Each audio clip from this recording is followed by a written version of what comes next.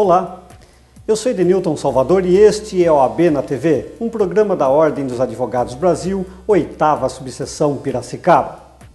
Quando um cidadão desobedece um preceito, uma norma, uma lei, abre possibilidade do Estado utilizar o seu direito de punir, o chamado jus puniendi, visto que, como o Estado produz a norma, então cabe a ele exclusivamente aplicá-la. E para falar sobre execução penal, hoje temos o prazer em receber aqui em nosso estúdio a doutora Clarissa Magalhães Esteca Ferreira. A doutora Clarissa Magalhães Esteca Ferreira é advogada, especialista em direito penal e processo penal. É presidente da Comissão dos Direitos e Prerrogativas dos Advogados da OAB Piracicaba. Como vai, doutora? Tudo bem com a senhora? Sinta-se à vontade, é um prazer tê-la aqui conosco.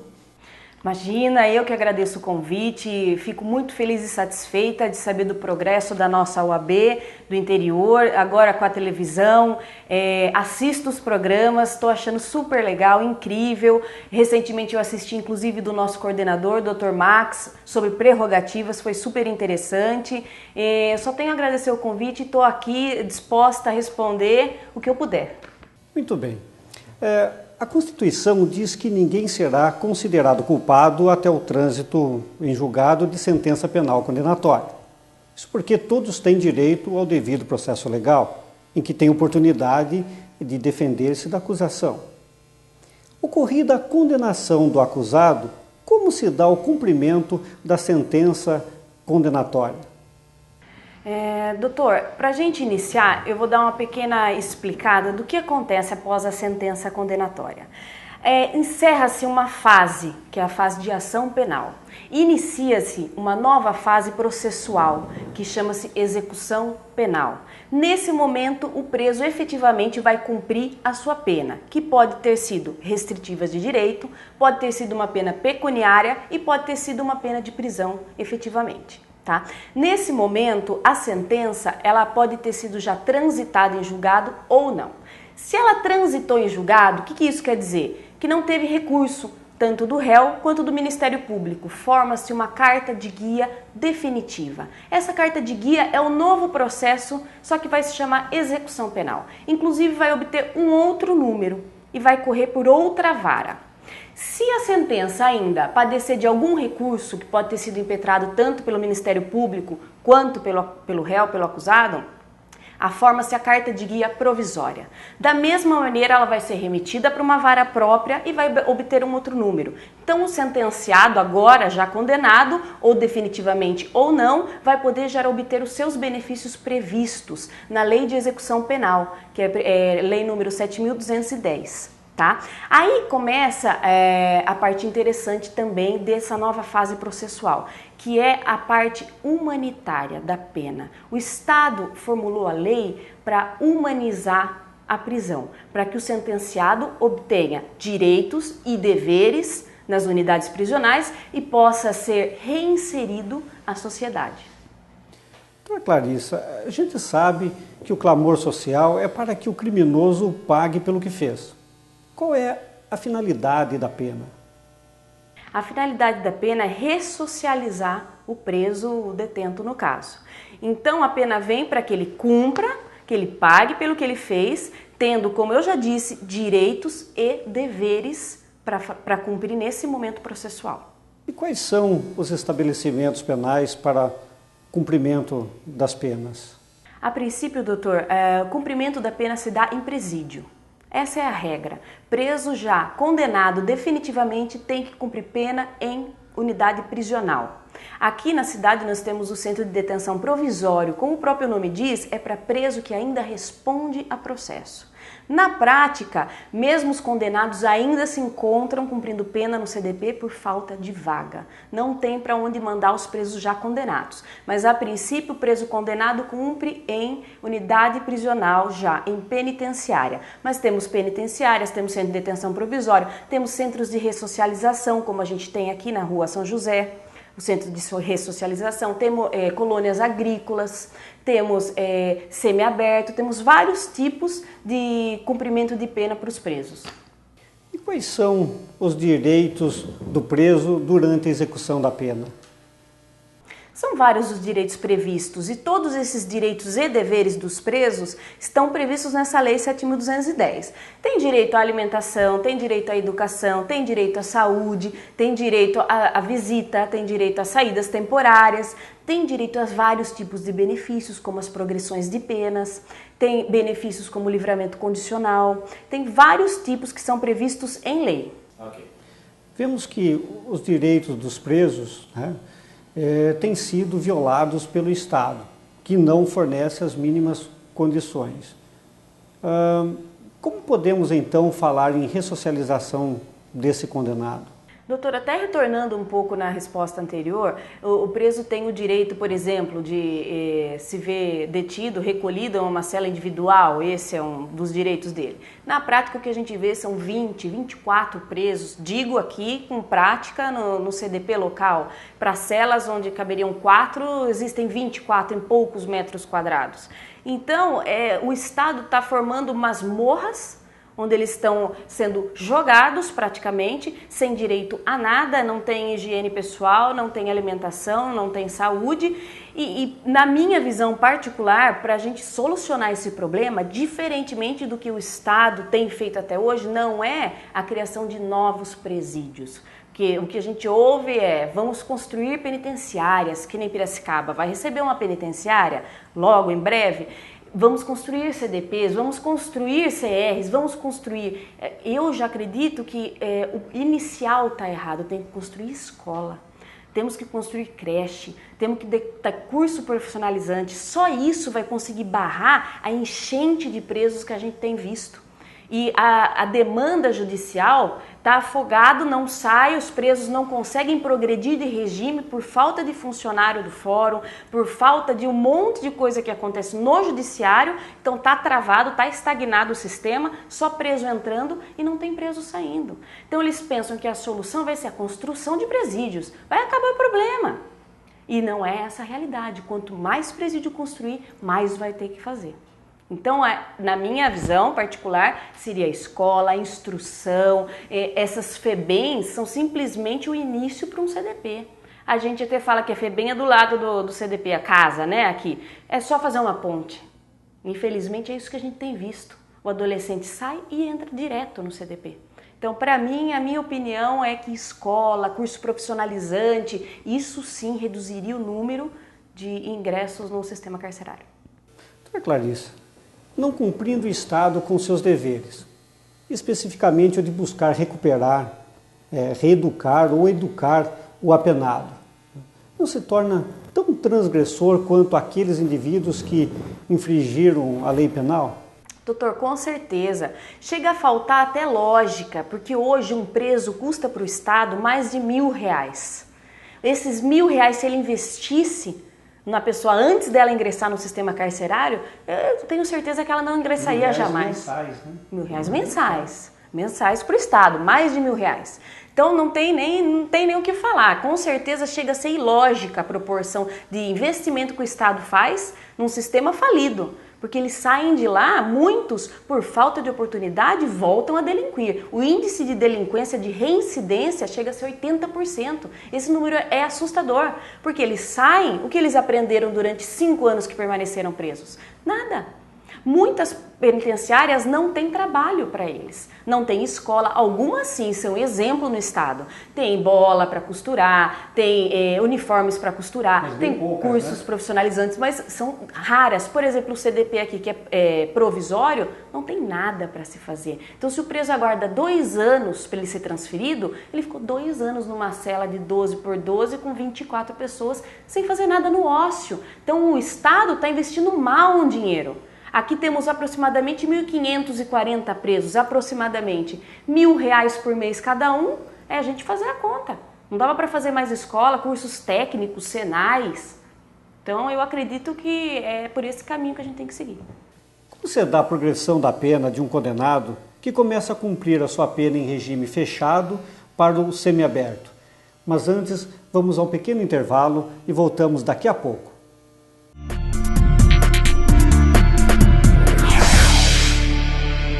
O programa OAB na TV Piracicaba tem o apoio cultural das seguintes empresas: Cupim do Tchê, Fernandes e Rodrigues Consultoria,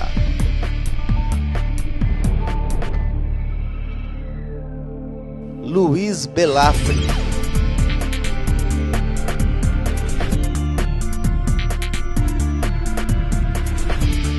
Marcato Cursos Jurídicos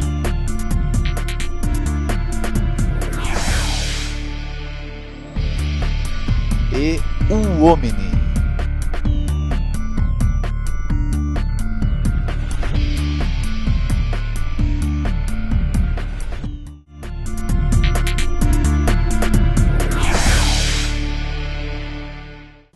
Estamos de volta, eu sou Edenilton Salvador e este é o OAB na TV, um programa da Ordem dos Advogados do Brasil, 8ª Subseção Piracicaba.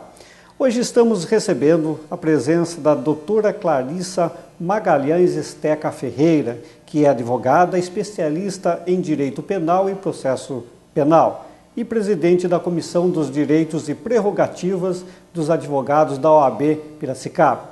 Estamos falando hoje sobre execução penal. E a pergunta realizada antes do intervalo a ser respondida é a seguinte: doutora Clarissa, como se dá a progressão da pena de um condenado que começa a cumprir a pena em regime fechado para o semiaberto? Doutora, essa progressão está prevista tanto no Código Penal quanto no artigo 112 da LEP, né? Lei de Execuções Penais.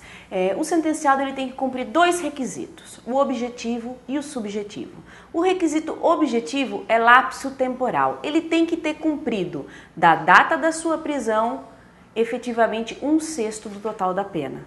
Cumprindo o requisito objetivo, ele tem que cumprir o subjetivo. O subjetivo é o quê? Conduta, ele tem que ter bom comportamento carcerário.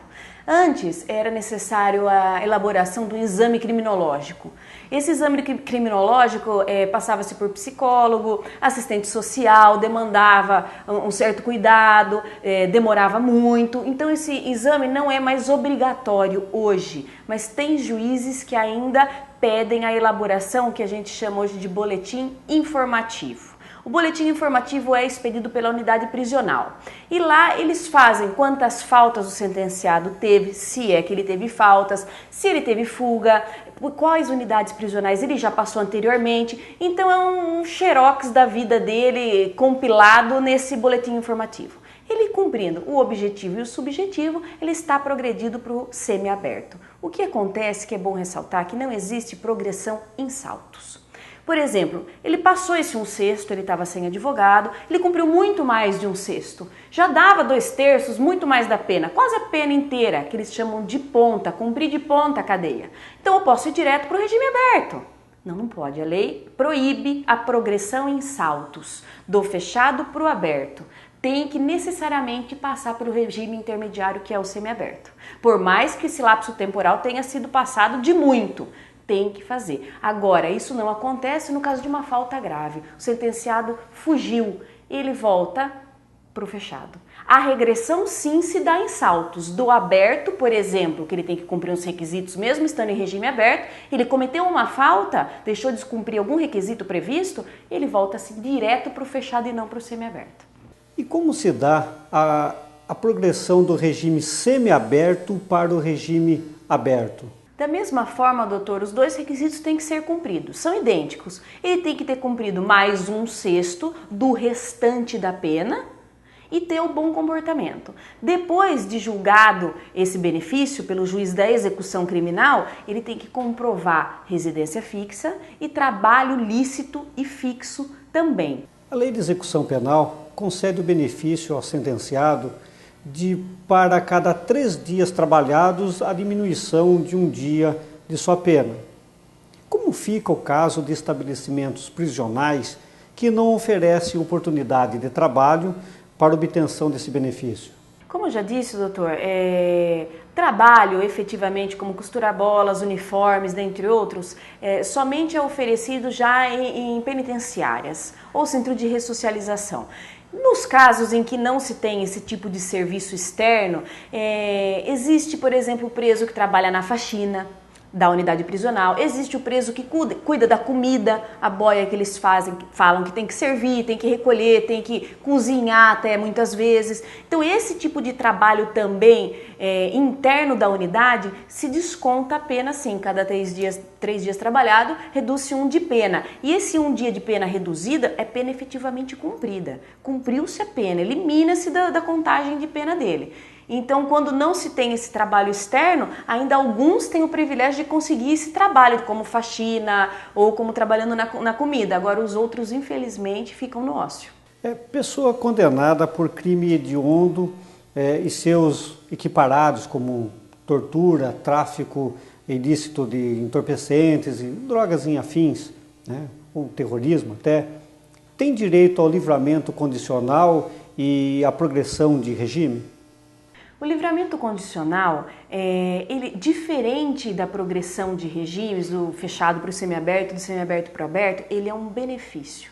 Mesmo para crimes que não são hediondos, ele existe, acontece cumprindo 1/3 da pena se o réu é primário, ele faz jus ao livramento condicional, metade da pena se o réu é reincidente. No caso de hediondos, ele teria que cumprir 2/3 da pena. Isso já estava previsto. Com a alteração que veio em 2007, foi alterada a lei de crimes hediondos. Aí veio a inovação. A partir de então, o preso condenado por crime hediondo ou equiparado, ele pode progredir e não ser só beneficiado pelo livramento condicional.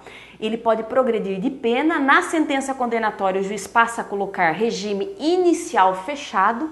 Antes dessa alteração era regime integral fechado. Então o juiz já coloca inicial fechado e para ele poder progredir ele tem que cumprir 2/5 da pena se primário e 3/5 se reincidente. Percebe-se que a sociedade é contrária à saída temporária, que é a saída do apenado na época do Natal, por exemplo, né, para passar com os seus familiares. Isso porque acredita-se que aumenta a criminalidade nessa época. Como que funciona a saída temporária e se tem algum projeto para a modificação desse benefício? Doutor, isso, no meu entendimento, é um mito. Porque a saída temporária, ela não acontece só no período de Natal. A saída temporária acontece diversas vezes no ano. Dia das Mães, dias dos pais, dias das crianças. Então, é um mito da sociedade que no Natal o preso vai sair e vai cometer mais crime. A sociedade vai ficar instável, a sociedade vai ficar em perigo, tem que ficar em alerta, porque os presos saíram da unidade prisional. E não é verdade. E no Dia das Mães, não tem mais crime? No Dia dos Pais? Ninguém levanta isso, porque é mais divulgado o Natal, o preso vai sair para o Natal. Então isso, para mim, no meu entendimento, é um mito da criminalidade que aumenta no final do ano. Existem estudos que dizem que a criminalidade aumenta com calor. E não com o final do ano, com o Natal, e sim no período, porque o calor, o sangue, a vontade de sair é mais janela aberta, é mais vidros de carros abaixados, então já existem estudos nesse sentido. No frio a criminalidade diminui e no calor a criminalidade aumenta. Então para mim a lógica já seria mais essa. Mas a respeito especificamente dos direitos da saída temporária, o preso tem que ter bom comportamento, cumprir 1/6 se for primário, 1/4 se for reincidente, e ele tem que estar necessariamente no regime semiaberto. E se o senhor me perguntou se existe algum projeto de modificação, se existe, até agora não tenho conhecimento, mas discordo, a saída temporária se faz necessária, porque se ela não existisse, você vai reinserir, readaptar o sujeito condenado de que forma a sociedade? Deixá-lo na masmorra em que ele está? Criado como os bichos eles estão? Pior do que os bichos? Porque o senhor viu recentemente o caso do lobo que nós tivemos na cidade. Nossa, repercussão geral. E a questão de direitos humanos na cadeia? Agora, os presos, ninguém sabe o nome deles. Não estou aqui para defender, sou criminalista, não discuto a conduta deles. Eu quero saber qual é o direito deles previstos em lei e quero que se faça cumprir. Nós estamos aqui para isso. Agora, o lobo, recorte enorme, vão até me jogar pedra, né? A população, nada contra, sou a favor dos animais, coitado, nossa, lamentável. Mas a gente tem que cuidar das crianças assassinadas, dos presos que estão lá. Não adianta a gente jogar e fechar os olhos, porque é isso que a sociedade está fazendo. Fecha os olhos, põe a unidade prisional lá longe. Aqui não, porque não quer ver. Então a gente tem que cuidar e a saída temporária é essencial para isso. Senão a gente não precisava da LEP. Pode rasgar e jogar no lixo.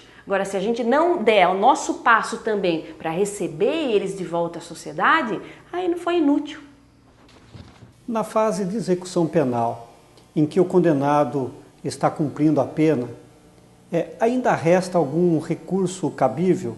O advogado pode lançar mão do agravo em execução, que vai ser remetido para o Tribunal de Justiça em prazo de 10 dias.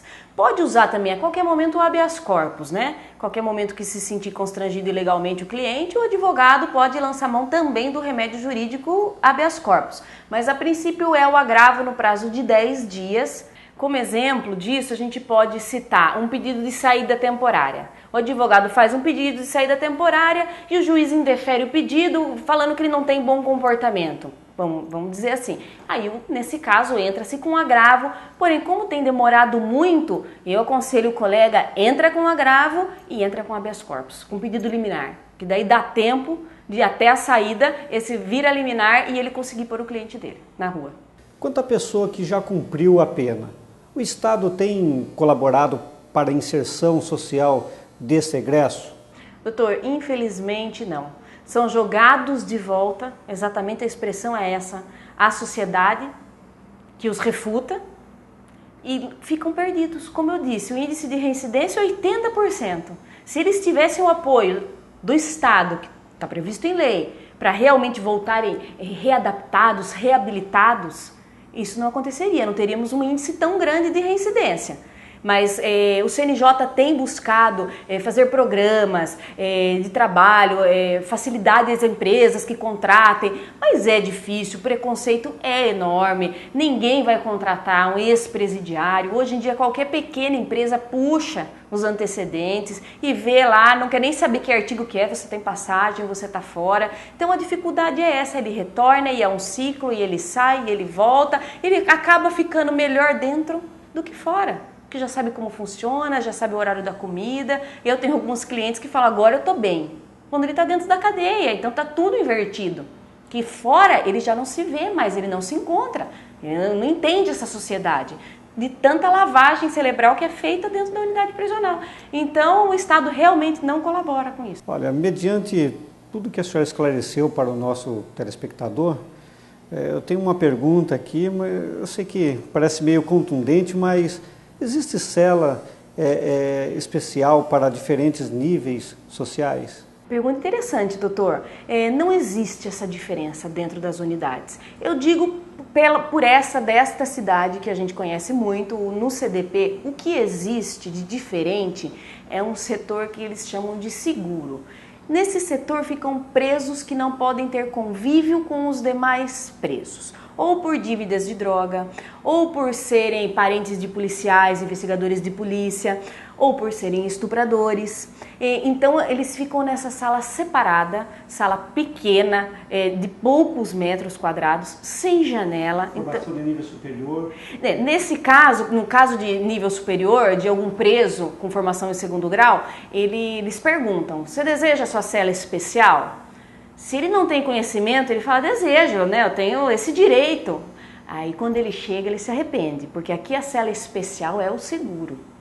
Então ele entra no seguro com presos que numa virada, numa rebelião de cadeia, são os primeiros a serem pegos, que eles sobem até pelo telhado, como já aconteceu, os presos de baixo sobem pelo telhado da unidade para pegar os do seguro, antes de qualquer outra coisa.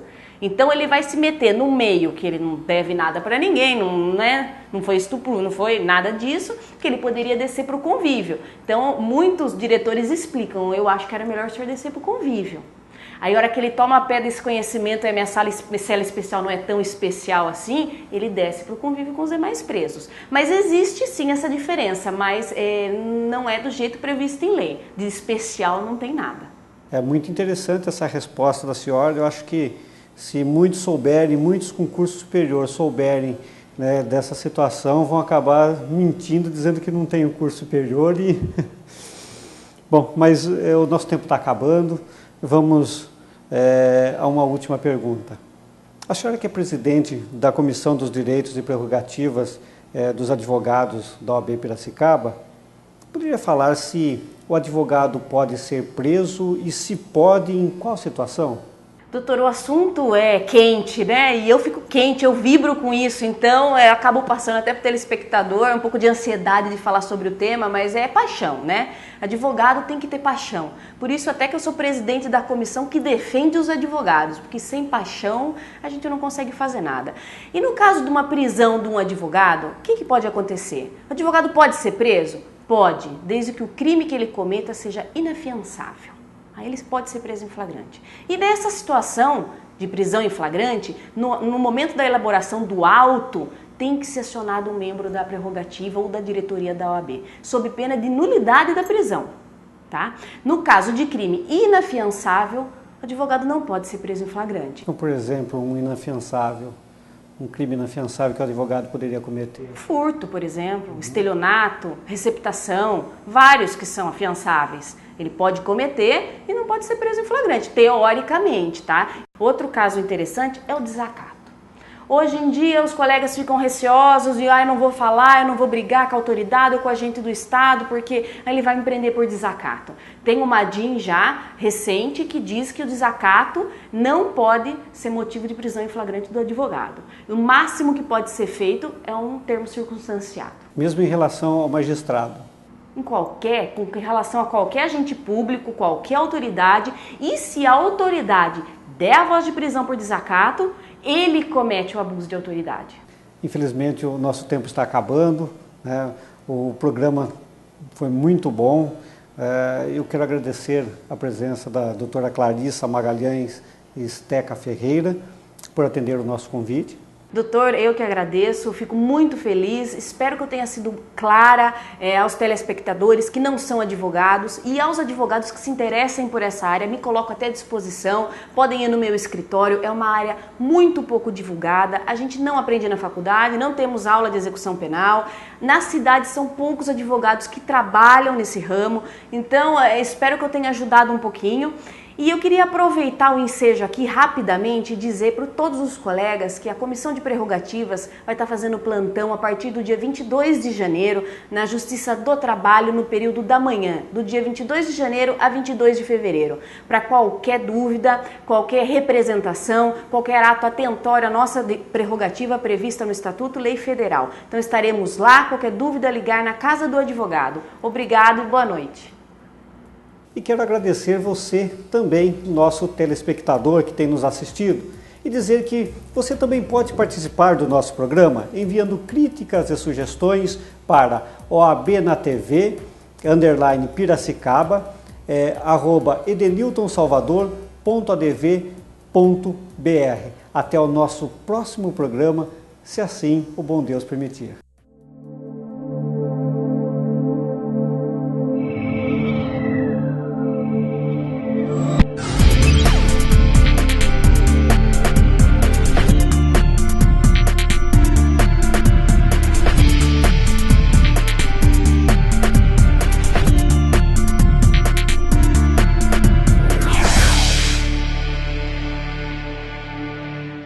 O programa OAB na TV Piracicaba tem o apoio cultural das seguintes empresas: Cupim do Tchê,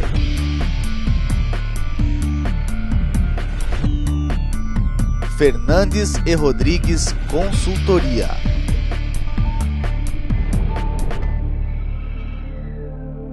Luiz Belafre,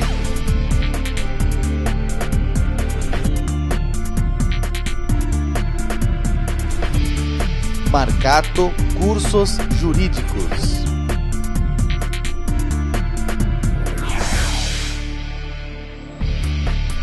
e o Omni.